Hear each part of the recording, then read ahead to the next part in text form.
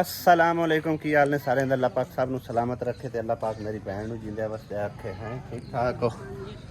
ਜ਼ਬਰਦਸਤ ਹੋ ਹਾਂਜੀ ਤੁਸੀਂ ਆਪਣਾ ਸੁਣਾਓ शुक्र अल्हम्दुलिल्लाह रब्बिल आलमीन ਮੈਂ ਤਾਂ ਸੋਚਿਆ ਮੈਂ ਮੇਰਾ ਆਏ ਗਿਲਾ ਪੈਣਾ ਮੇਰਾ ਮੈਂ ਤੇਰਾ ਆਂਦਾ ਐਵੇਂ ਹੀ ਗੱਲ ਆ ਗਿਲਾ ਨਹੀਂ ਆ ਤੂੰ ਹੁਣ ਕੋਲ ਬੈਠੀ ਹੋਇਆ ਕਦੇ ਸੋਚਿਆ ਹੀ ਆਈ ਹੈ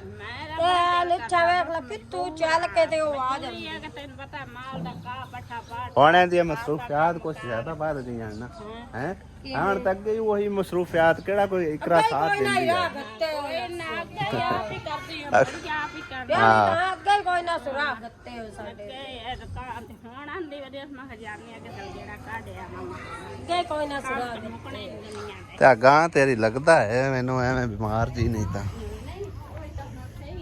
ਹਾਂ ਆ ਡੇਢ ਜਾ ਕੱਢਿਆ ਇਸ ਨੂੰ ਹਾਂ ਤੇ ਆ ਉੱਤੇ ਕੀ ਇਹਦੇ ਬਣੀਆਂ ਹੋਈਆਂ ਬਿਮਾਰੀ ਲੱਗੀ ਹੈ। सही है सही है चलो अल्लाह ताला सही रखे से है तो इवें बीमार जी लगती चलो कोई आसरा बनाई वधी दूध शोध देंदी है कितना दूध देंदी है 2 किलो शाम तक 2 किलो 4 किलो है चलो किलो 2 किलो मुकदा ही नहीं आजकल तो शेर ही नहीं मुकदा घबरांदी पी है हुण अगू आंदे सारे इकट्ठे हो के मेरे कोल की करना मम्मा आ जा चाबड़ी मिंडू सूट ए ता है ही मेरी सवाणी दा सूट तू किदे काट लिया प्यारी दावर आइयो मेरा सूट ला दे है नी पाऊं हैं नहीं नवा लिया ए तो पिछले साल मैं सवाणी सिवा के दिता हैं ये जे कदों लिया है नहीं आ वो मुंह ते आखी जांदी है जो कदों लिया आ मन ना ले आइए सारा पार छड़िया मेरा सूट on ला दे आ मैं ला जाऊंगा दे मेरा सूट चल आ दे कपड़े पा ते मेरा सूट ला दे जो ਅਸੀਂ ਆਏ ਸਹੀ ਮੌਕੇ ਤੇ ਆਏ ਪਹਿਲੇ ਅਸੀਂ ਆਉਂਦੇ ਆ ਨਾ ਤੇ ਚਾਹ ਬਣਾਉਣ ਲੱਗ ਜਾਂਦੀ ਤੇ ਅੱਜ ਚਾਹ ਤਕਰੀਬਨ ਬਣੀ ਪਈ ਹੈ ਹੈ ਪਰ ਮੇਰੇ ਸਾਡੀ ਕਿਸਮਤ ਤੇ ਸ਼ਾਇਦ ਨਾ ਹੋਵੇ ਤੁਸੀਂ ਮਤਲਬ ਕਿ ਆਪ ਵਾਸਤੇ ਪਕਾ ਰਹੇ ਹੋ ਹੋਰ ਕੀ ਅੱਛਾ ਇਹ ਤੇਰਾ ਹੁਣ ਸਿਰਫ ਗਿਲਾ ਮਿਟਾਵਣ ਆਏ ਆ ਇਤਨੇ ਦਿਨਾਂ ਬਾਅਦ ਨਹੀਂ ਤਾਂ ਆ ਸਾਡਾ ਕੋਈ ਸਪੈਸ਼ਲ ਗੇੜਾ ਤਾਂ ਕੋਈ ਨਾ ਲੱਗਦਾ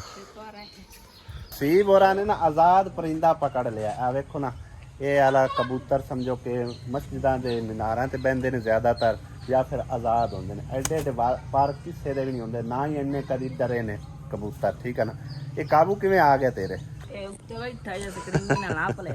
ਨਾਪ ਲਿਆ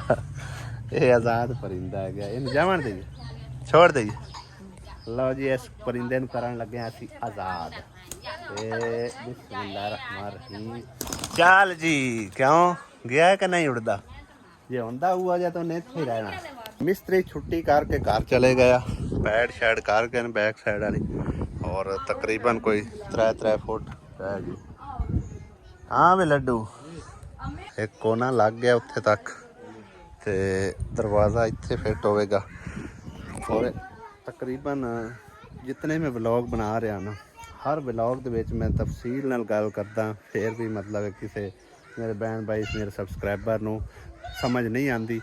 ਫਿਰ ਵੀ ਉਹ ਮਤਲਬ ਦੁਬਾਰਾ ਬਕਾਇਦਾ ਮੈਸੇਜ ਕਰਕੇ ਜਾਂ ਕਮੈਂਟ ਕਰਕੇ ਜਾਂ WhatsApp ਤੇ ਕਾਲ ਕਰਕੇ ਤੇ ਦੁਬਾਰਾ ਇਤਰਾਜ਼ ਕਰਨ ਲੱਗ ਜਾਂਦਾ ਵੀ ਇਸ ਤਰ੍ਹਾਂ ਨਹੀਂ ਇਸ ਤਰ੍ਹਾਂ ਕਰੋ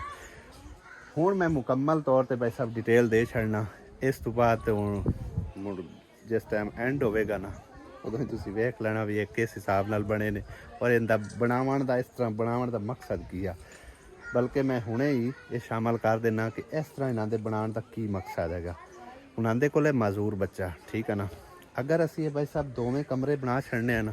ਮੇਰੇ ਇੱਕ ਬੈਂਡ ਦਾ ਮੈਸੇਜ ਆਈ ਲਾਹੌਰ ਤੋਂ ਉਹਨਾਂ ਆਖਿਆ ਵੀ ਤੁਸੀਂ ਇਹ ਦੋਵੇਂ ਕਮਰੇ ਬਣਾਓ ਇਹਨਾਂ ਦੇ ਦਰਵਾਜ਼ੇ ਕੱਢੋ ਇਹਦੇ ਬਾਜ਼ਾਰ ਲੈ ਇਹਨਾਂ ਦੇ ਅੱਗੇ ਬਰਾਂਡਾ ਜਿਹੜਾ ਨਾ ਉਹ ਤੁਸੀਂ ਬਣਾ ਦੇਣਾ ਠੀਕ ਹੈ ਨਾ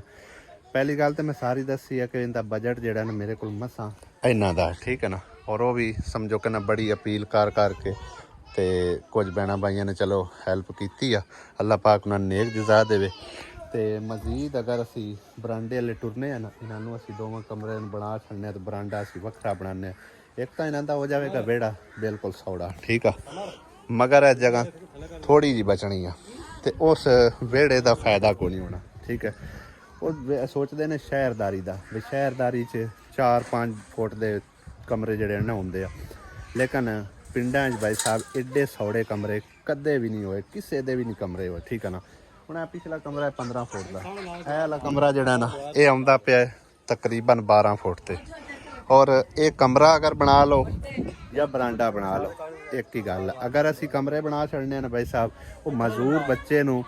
ਬਾਹਰ ਕੱਢਣਾ ਲਿਆਣਾ ਉਹਦੇ ਵਾਸਤੇ ਬੜੀ ਮੁਸੀਬਤ ਆ, ਠੀਕ ਹੈ ਨਾ। ਦੂਸਰਾ ਕੱਲ ਕਲਾ ਨੂੰ ਮਤਲਬ ਹੈ ਕਿ ਉਹ ਇਕੱਲਾ ਪਿਆ ਹੁੰਦਾ ਹੈ ਤੇ ਅੰਦਰ ਹਵਸ ਹੁੰਦੀ ਆ, ਅੰਦਰੋਂ ਉਹਦੀ ਕਿਸੇ ਸੁਣਨੀ ਨਹੀਂ। ਇੱਥੇ ਬਰਾਂਡੇ 'ਚ ਪਿਆ ਸੀ, ਬਾਹਰੋਂ ਕੋਈ ਲੱਗਦਾ ਟੱਪਦਾ ਵੀ ਸੁਣ ਲਈ ਸੀ, ਠੀਕ ਹੈ ਨਾ। ਇਸ ਕਰਕੇ ਭਾਈ ਸਾਹਿਬ ਇਹ ਉਹਦੀ ਸਹੂਲਤ ਵਾਸਤੇ ਜਿਹੜਾ ਨਾ, ਬਲਕਿ ਮੈਨੂੰ ਬਾਬੇ ਨੇ ਇਹ ਮਤਲਬ ਹੈ ਨਾ ਮਸ਼ਵਰਾ ਵੀ ਦਿੱਤਾ ਔਰ ਅਪੀਲ ਵੀ ਕੀਤੀ ਹੈ ਵੀ ਜਿਸ ਤਰ੍ਹਾਂ ਸਾਡਾ ਪਹਿਲੇ ਬਣਿਆ ਹੋਇਆ ਨਾ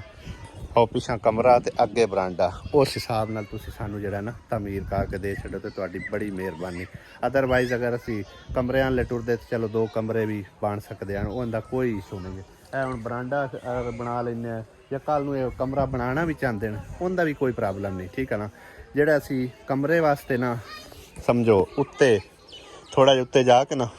ਤੇ ਪਾ ਦੇਣਾ ਡੈਂਪ, ਜਿਵੇਂ ਥੱਲੇ ਡੈਂਪ ਪਾਇਆ ਨਾ ਉਸੇ ਤਰ੍ਹਾਂ ਉੱਤੇ ਡੈਂਪ ਪਾ ਦੇਣਾ ਵੀ ਕੱਲ ਕਲਾਂ ਨੂੰ ਅਗਰ ਦਰਵਾਜ਼ਾ ਬਾਜ਼ਾਰ ਵਾਲੀ ਸਾਈਡ ਤੇ ਕੱਢਣਾ ਵੀ ਚਾਹਣ ਨਾ ਤੇ ਉਹਨਾਂ ਨੂੰ ਪਰੇਸ਼ਾਨੀ ਨਾ ਹੋਵੇ, ਠੀਕ ਹੈ ਨਾ। ਔਰ ਦੂਸਰਾ ਮਤਲਬ ਹੈ ਕਿ ਨਾ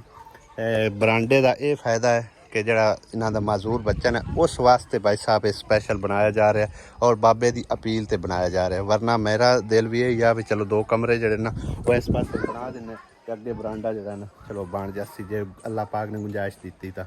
ਹੁਣ ਮਤਲਬ ਅਗਰ ਅਸੀਂ ਇਸ ਪਾਸੇ ਟੁਰਨੇ ਆ ਨਾ ਤੇ ਹੋ ਸਕਦਾ ਬਰਾਂਡੇ ਦੀ ਨਾ ਮਨਜ਼ੂਰੀ ਹੋਈ ਹੋਵੇ ਤੇ ਨਾ ਬਣ ਸਕੇ ਸਾਡੇ ਕੋਲੋਂ, ਤੇ ਇਹ ਵਾਲਾ ਤਾਂ ਸਿਸਟਮ ਸਿੱਧਾ ਰਵੇ ਨਾ, ਠੀਕ ਹੈ ਨਾ। ਇਸ ਕਰਕੇ ਭਾਈ ਸਾਹਿਬ ਇਸ ਬਾਬੇ ਹੋਰਾਂ ਦੀ ਆਖਤ ਤੇ ਉਹਨਾਂ ਦੀ ਅਪੀਲ ਤੇ ਇਹ ਅਸੀਂ ਬਰਾਂਡਾ ਬਣਾ ਰਹੇ ਹਾਂ ਤਾਂ ਕਿ ਉਸ ਬੱਚੇ ਨੂੰ ਮਾਜ਼ੂਰ ਬੱਚੇ ਨੂੰ ਅੰਦਰ ਬਾਹਰ ਕੱਢਣ ਨੂੰ ਆਸਾਨੀ ਹੋ ਸਕੇ, ਠੀਕ ਹੈ ਨਾ।